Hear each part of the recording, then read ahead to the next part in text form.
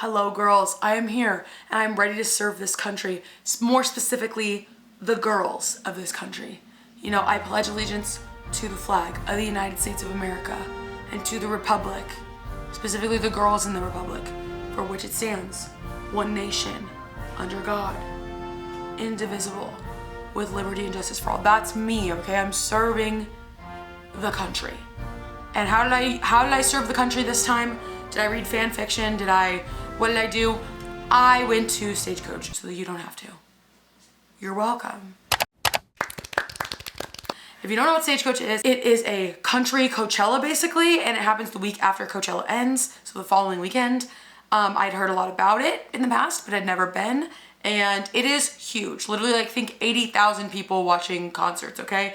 There's like 5 stages. It's literally country Coachella, okay? Literally just Coachella. It's on the same grounds as Coachella, in the same city, everything. Stagecoach. If you can't tell, my voice is gone because I literally just got back yesterday. Yesterday was Monday. Festival ended on Sunday. It goes Friday, Saturday, Sunday. And yeah, I've lost my voice. I'm drinking Gatorade because I feel dehydrated still.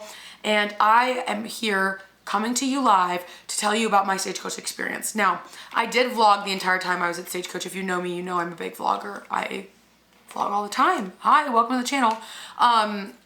And I vlogged the whole thing, but I wanted to do a video just of my point blank period thoughts, everything that I can tell you about the concert going experience, about what the festival was like, what's good, what's bad, and what's the truth of it. Because I remember I've heard like horror stories, like third world country vibes about Coachella and about Stagecoach. And I have a lot of surprising thoughts that I feel like, I don't know, I just want to give you my honest opinion of exactly how I felt. And in the vlogs, you definitely see what I'm experiencing, but I don't feel like in the vlogs, I'm like expressing exactly how I feel about each and everything. So this is gonna be my place to do that. The vlogs will be coming out after this video because I wanted you to have my thoughts first. Please go watch the vlogs if they're up when you're seeing this. Also, my channel is kind of random. I mean, we do a little bit different things every week. Sometimes it's Western content, sometimes it's books, sometimes it's, I don't know, tier ranking things that happen to me in my life, just random stuff, okay? My niche is Katie, basically, is what I'm trying to say. I'm Katie, hi, it's whatever I like. But we're gonna get into my Stagecoach experience. I'm gonna tell you exactly how it was like, and yeah. I'm gonna start with who I went with. So my friend Shaylee is a Western content creator. She's at West Desperado on Instagram. She was invited by Idle Wind, Miranda Lambert's brand that's sold at Boot Barn, and she had a +1, and I came and I assisted her in making content this week. We also had Bree, Pretty Stumped on Instagram, another Western content creator who came with us, and the 3 of us stayed together. One thing I've got to say is our group was amazing, and I think if you go into this with a group of like-minded people, none of us were like trying to knife fight anybody. I mean, we all had like 1 or 2 people that we really wanted to see that we were like, okay, I'm willing to like do anything to get to this, you know, this certain person's like set. But like for the most part, we were all very chill, very laid back. And I think going into like a festival like this, you need to have very like flexible, chill, I don't know, you just need to be a little bit willing to like give and just be open to crazy things happening, because it's a festival and it's stressful and it's, you know, the weather is crazy, and you know, there's a lot of unpredictable pieces in this thing, okay? Stagecoach 2024, let's get into it. I have 2 different sections. I have overall experience, which is like weather, where I stayed, shuttles, food, all that kind of stuff. And then I have the like festival experience, which is like music, the lineup, the kinds of people that were there, and etc, etc, etc. I'm gonna be talking about overall experience first, and then we'll go into the festival experience. Starting overall experience, where I stayed and getting to and from the festival. We stayed in Palm Desert at a little hotel. It was very cute, across the street from an Albertsons where the shuttle bus picks up. Shaylee bought our hotel. I think she did a lot of research on shuttle bus stops and where they were, and the Albertsons that was where our shuttle bus stop was literally a 5-minute walk. It was directly across the street from our hotel. This was a godsend, and if you're thinking about going to Stagecoach and you're not sure how you're going to be getting back and forth from the festival, I highly recommend the shuttle bus service. I don't think that you should try to Uber. We did try to take an Uber one night and it was $200 from the festival grounds. So I just don't really see how anyone like could feasibly do that. As far as the shuttle bus goes, we had a great experience with it. I've heard like horror stories of people coming and going from the festival, having a hard time. We left most nights about 20 to 40 minutes earlier than the last set was finished. So They say that the shuttles run an hour after music stops. And I think what they mean by that is like if you're in line an hour after music stops, you're gonna get a ride home. They're not just gonna leave you there exactly an hour after the music stops. But we never had a bad experience trying to get home until the very last night. So first night, we left 20 minutes before the end of, I think it was like Nickelback set. Or maybe it was even earlier than that. We just went ahead and walked out and we had no problems. We barely even waited in line, maybe 5 minutes for a bus, hopped in the bus, went home, easy peasy. Second night, same thing. I think Diplo was playing and we hopped in the bus, went home, no big deal. The third night though, Wiz Khalifa played and we weren't interested in seeing him. We have somebody pretty stumped who's in our group. She's an amputee, so she had ADA, so we were taking the ADA shuttle from the festival grounds to where the buses pick up, like the shuttle pickup. Now, I do have to warn you, if you do not have ADA, which you probably don't, it's for, you know, disabled individuals in whatever way, but that ADA shuttle saved our life so many days because it is like a 1 or 2 mile walk, probably not a 1 mile, probably more closer to a 2 mile walk from the shuttle bus drop off to the front gates of the grounds. Like it is a long walk and it is a lot. Like I don't think I could have done that every day. You're walking a lot throughout the whole day of the festival. Like the first day we walked 9 miles. I think the second and third day we walked like 6. So like if we had added those extra 2 miles on top, like I would have been exhausted. Like every day I came home, my feet were like numb, like tingling and numb. Like even to the point where today, it's been 2 days since, my feet still kind of hurt a little. So if you're wearing cowboy boots, I wore sneakers the whole time I was there because I don't like to be uncomfortable. But I know most girls do wear cowboy boots and like, I don't know how those girls are doing it. Like, I don't know how Shaylee made it through all of those days in cowboy boots. Like I would have died. So that's just a fair warning for walking. But the last day we ended up, the ADA shuttle was running late to take us to the shuttle bus pickup and drop off. And so we didn't get there until like after the set had finished, which I think was the reason we had had a previously good experience with the shuttle, was because we were getting there so early before the last set had ended. Because that night it was like 1 in the morning and the line was like 500 people deep. And we were like, how are we gonna get home?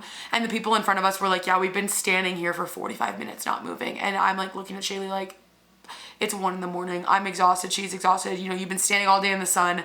You just want to be home. And so I highly recommend that you leave as early as you can. If you can miss the whole last set, do it. After the last headliner at the main stage goes on, just go home. Don't wait because you will be waiting in line all night. The shuttles did run longer than they normally would have. I think probably also because it was the last night of Stagecoach, it was a worse like wave of people because people weren't staying after and partying or whatever, which I've got to say with where we stayed, I'm really happy where we stayed in Palm Desert. I didn't feel like there was like a lot of festival goers around us. Like I didn't see a lot of people. You know, there was like maybe 4 or 5 that we would see walking to the stop and our bus was usually pretty empty. But we weren't like surrounded by people partying, which like if that's your vibe, like everybody has their own things that they want to do and like go off queen. I love that for you. Like choose your own adventure. I love that for you. But like for me, absolutely not. Like I want to be able to sleep and go to and you know rest. And I've just got to say every night the shuttle, ADA shuttle, the like little cart that takes you to the actual bus shuttle drop off and pick up, it like drives through the campground every day. And where people are like camping out. And if you're gonna camp out, just know when they say the party does not ever stop, they're not kidding. Like there was a day that we were in there at 1:30 in the morning that last day and it like people are still partying. Like there's music on, people are playing beer pong, they're riding their bikes around, yelling at each other. Like I love that for the people that just want to party all night and, you know, sleep all day and come to the festival feeling some type of way. But like, that's just not for me. And I don't think I could stay in the campground because I don't think you're ever going to sleep because everybody stays up all night. It's pretty freaking wild. So, but as far as the shuttle goes, most days it was good. Just that last day we had a hard time. We ended up taking a different shuttle to a different location and then Ubering from there back to our hotel because the Uber was $200 to try to get back from the festival to our hotel. And we were like, yeah, we're not doing that. So that was tough. I just think leave as early as you can to try to avoid all of the traffic. The next thing I'm going to talk about is the weather. So I feel like I heard so many things about it being a literal borderline third world country and like Coachella and Stagecoach being like a horror, like the worst thing that's ever happened to you. And that it was super windy, it was super dusty, it was crazy hot. And that like there was like no water, you'd pass out, like all kinds of crazy stuff. So I found none of that to be true. I was like so pleasantly surprised. I feel like it was not very hot this year. I'm from Arizona though, and so I live like, me and California, we have similar weather. I live in like the Phoenix area. It's very hot, but like we had a really long winter this year because we got a lot of rain, and I believe so did California. So it was like the low 80s in the daytime. There was one day that it got to like 92, I think. And there would be like an hour or two around 2 to 3 o'clock where it would be really hot. But then after that, like beginning of the day, end of the day, it was like fine. The first day we did need to wear hoodies. It was that cold at night because like there is a 30-degree temperature difference where it's like 90 during the day and 60 at night, which is kind of insane. So just be prepared for that. Shaylee ended up getting a locker while we were there, which the locker was great. It was kind of expensive. So if that's like something you really want to do, like maybe go in on it with friends. They are very big lockers. They're like pretty decent size, and we fit a lot of stuff in there. We had like a blanket in case we wanted to sit down, all our hoodies, like extra camera equipment if we had it to take content, and all of that good stuff. And it was so worth it. The first day was the only day that we ended up wearing hoodies at night. The other 2 days we were fine and we didn't feel very cold. But yeah, the locker was a must have. So weather wise for temperature, not very bad. Now the first day was really windy. The second day it was like barely windy, and the third day it wasn't windy at all. The dust situation, I'm like, it's hard for me to understand why people like wear bandanas and stuff around their face, because lots of people wear bandanas and like say like, oh, you have to have a bandana if you're going, you won't be able to breathe, it's gonna be crazy. We never experienced that, and there was people wearing bandanas that weekend, but like I'm like looking at them and I'm like, I don't understand why you're wearing a bandana. Like I felt fine. The dust didn't bother me. I'm also from Arizona. I'm also married to a rodeo cowboy. I'm used to being in dirty ass arenas and standing in the dust. Like I will say the first day after we came home, I definitely like, my hair was sticky, and I had my hair up in a clip basically all weekend because it was like, it was windy as fuck that first day. It was just easier to keep your hair up because it was hot, a little bit hot, kind of windy. So I had my hair up most of the days, but the first day I literally was like, I need to shower immediately when I get home. And pretty much like every day I took a shower when I got home just because I was like sweaty.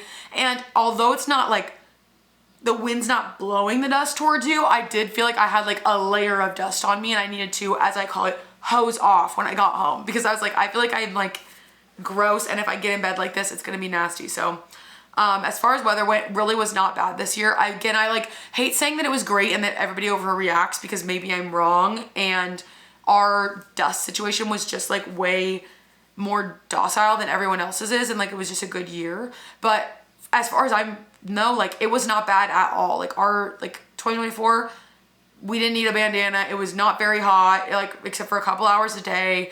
And it was windy, and definitely you will get dusty, but not anything like what I had heard people describe. The next thing I'm gonna talk about is the water situation. Like I had said, like people were saying they were dying, couldn't get water, passing out.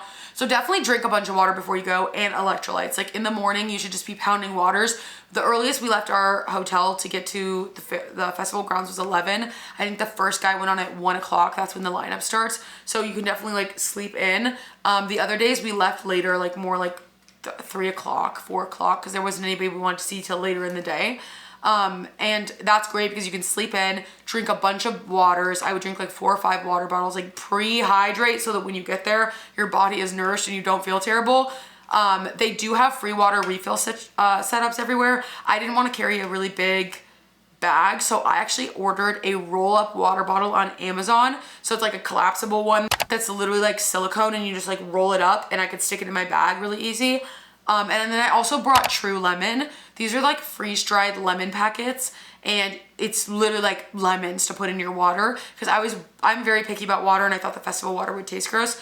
I can't tell you how the festival water tasted because I brought True Lemon, and I had those packets in my water every day. And so any chance I got, I was at the water refill station filling up, putting lemon in my water, and it made such an enjoyable experience for me. And also I never had to pay for water. Now the water at the festival, I was told that it used to be like $15 a water.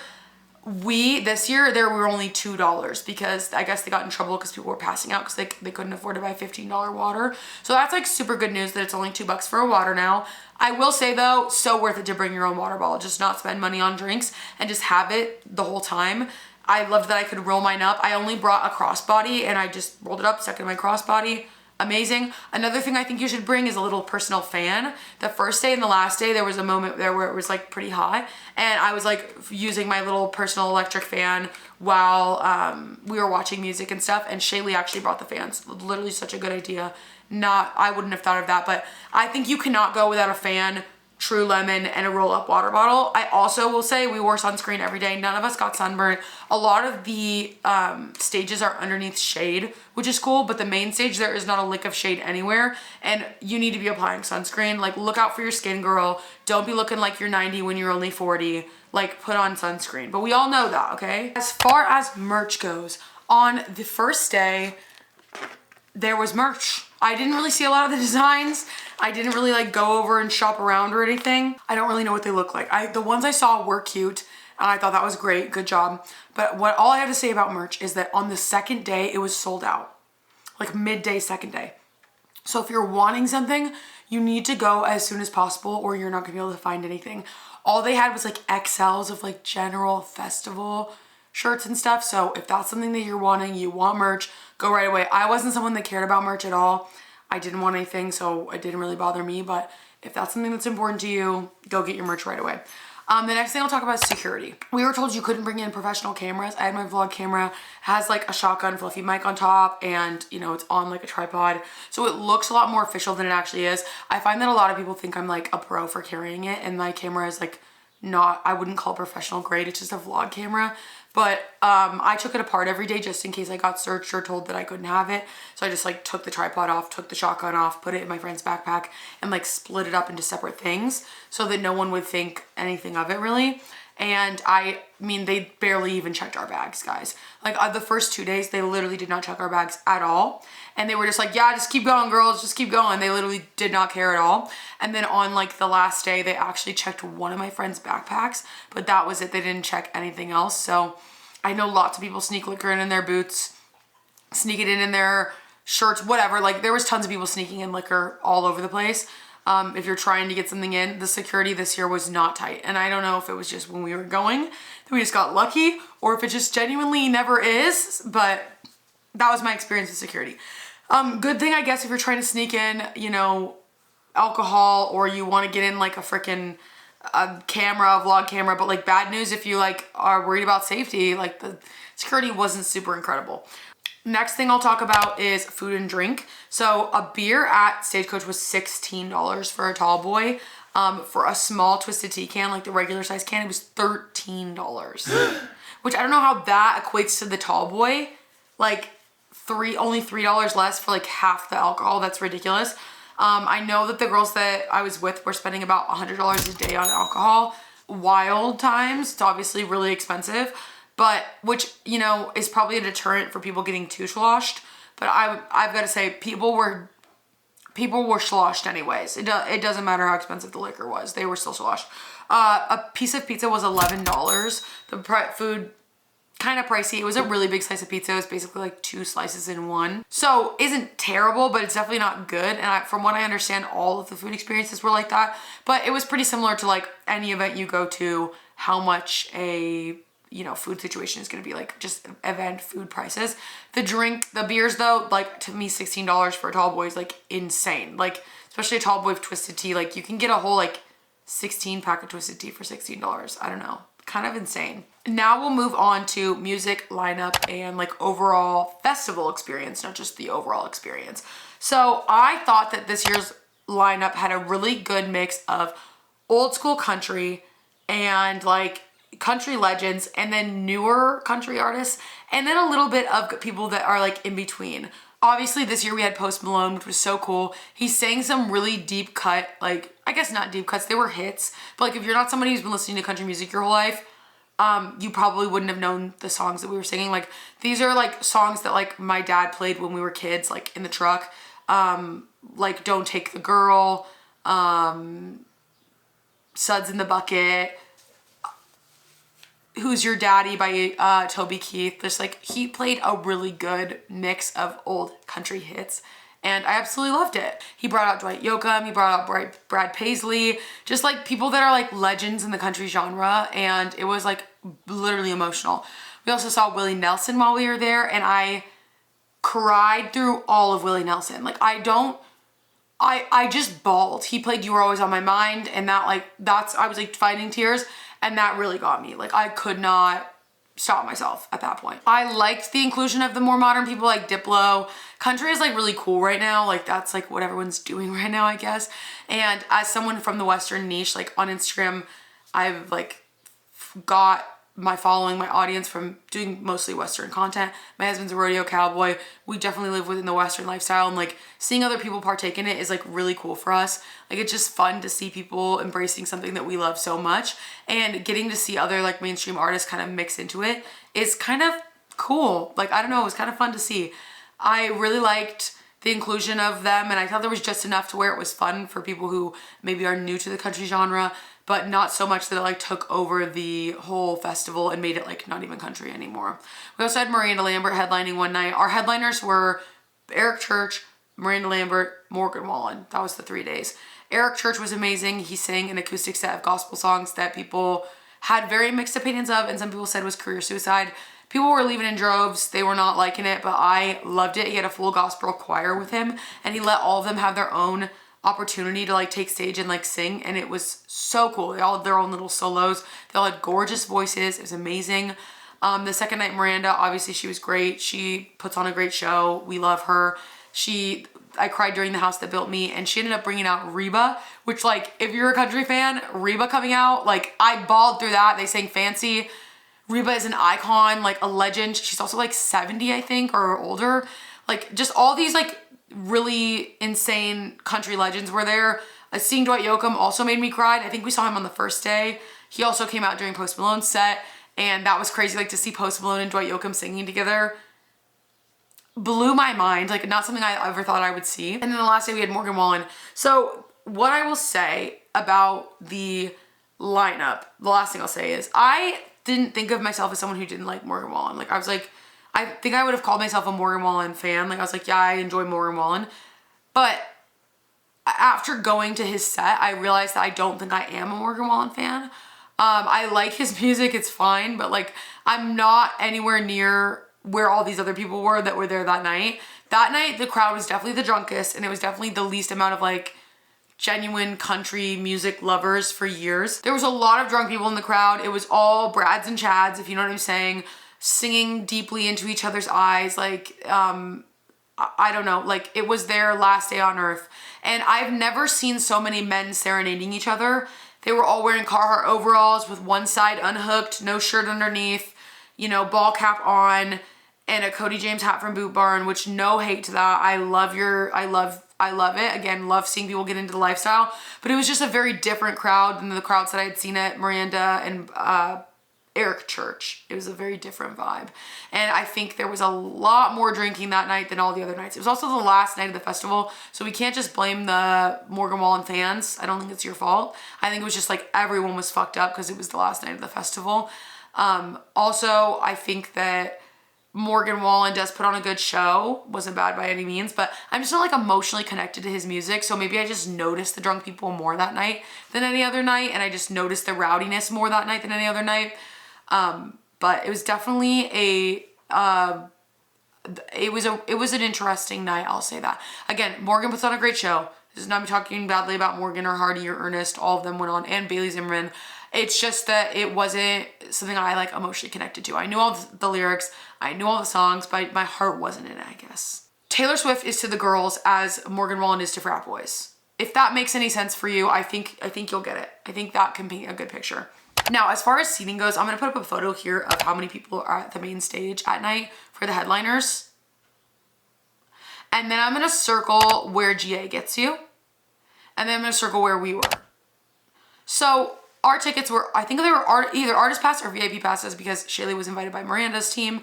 And it was literally the best seats in the house, basically. No seats, we were standing. Because it's like standing, then there's like some seated areas in VIP, and then there's more standing, and then everything behind that is like blanket area out in the way back. I know GA is like $700, and I can't imagine that I would ever pay $700 for that far back from the main stage. Like at that point, you're like, even the screen is small to you. You know what I'm saying? I just don't know that I would want to pay for that. Like, to me, is it even a concert at that point? If you're that far back, I mean, we could see the artists on stage. I'm like so grateful for where we were and the passes we received. And if you want to pay to get up close, it's so worth it, especially when you're seeing Willie. Like, being able to see 90-year-old Willie Nelson playing the guitar and actually seeing him, not just a screen, it was earth-shattering. It literally changed my life. So I don't know, to me, GA is not worth it, especially because if you want to be like at the gate at GA, you need to be waiting for hours, like saving your spot, because everybody's fighting to get that best seat in the house. You know what I'm saying? So I don't know. I have a hard time saying I would pay for it for the 3 days if I didn't know for sure I was going to be up close. Because to me, the headliners and the like being up close, like that was the things that I was most, like the people I was most excited for were on the main stage. And were people that we needed to like wait for. Now, if you are in the VIP area, well, if you're in any area, in between sets, you really can't leave. Like, you can leave the areas you're in if you, like the main stage area, if you want to, but it's not worth leaving because you're never gonna get your spot back if you leave. You need to stay where you are. So we would be just standing from like 6 p.m. until midnight, just standing in the same place, you know, waiting for the next person to go on. There's like an hour to 30 minutes in between sets, and we never left in between them because we would lose our spot and then you would be kind of like screwed. I didn't feel super packed in any of the nights in the pit, like where we were in VIP, but it, like the last night, it did feel really packed. It was very tight in there. It was pretty hard to move around. We were in there like sardines, and yeah, so that I loved where we were and what we got to see and how we got to see it. Feels like a once in a lifetime opportunity in a way, especially when you're seeing people like Willie and Reba and stuff. But I don't know. I don't know if I would pay for GA. I don't know if that would be worth it to me.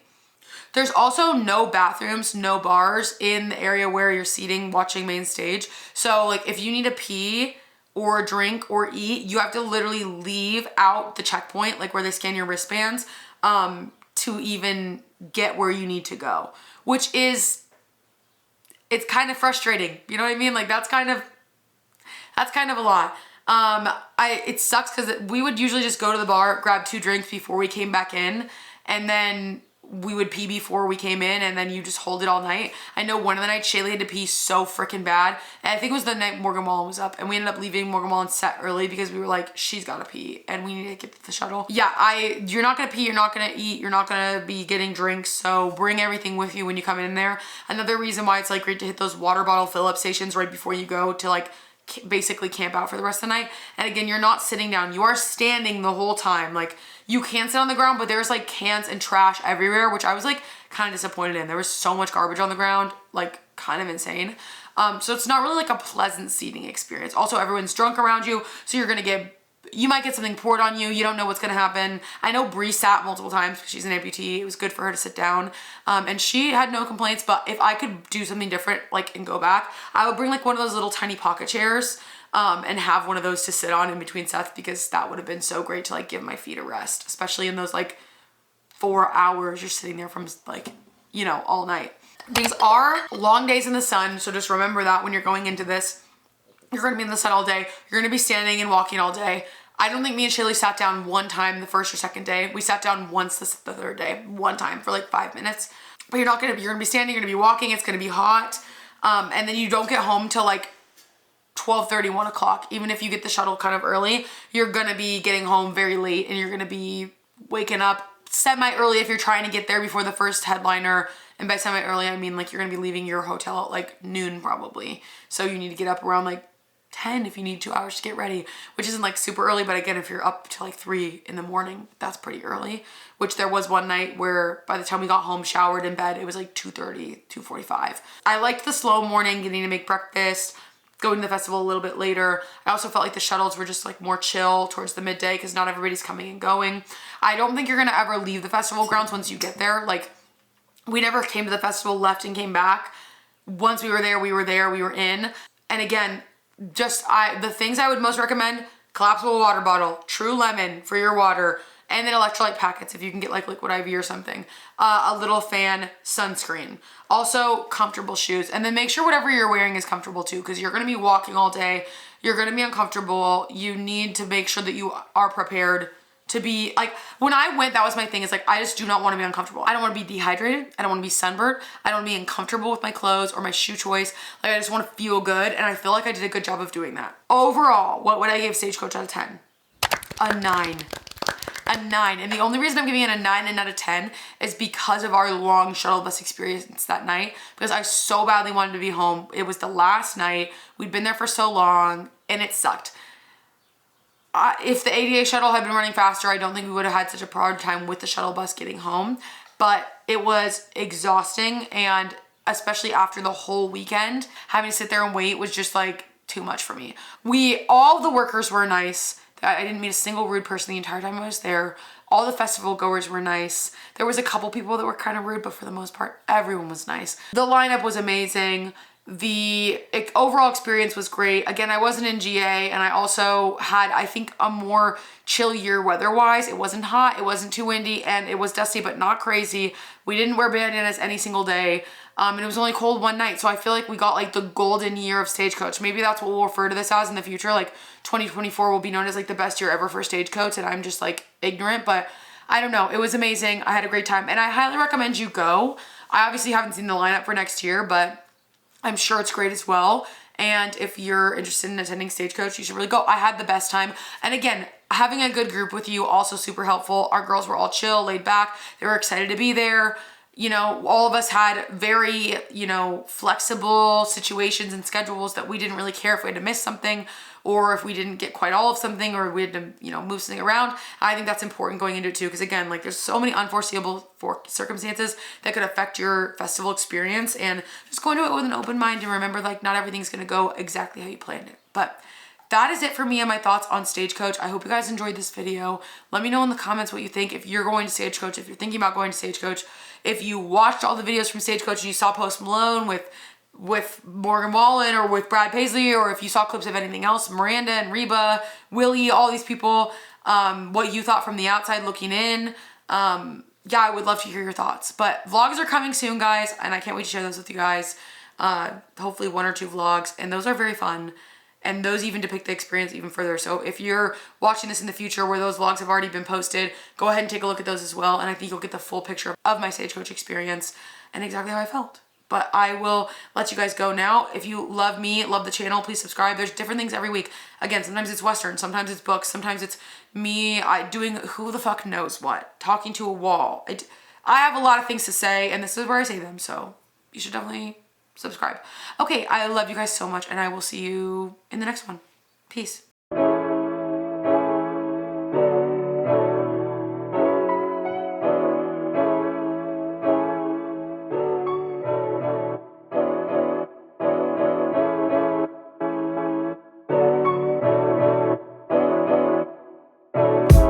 I just bought a new whip, spend a couple thousand just to cruise.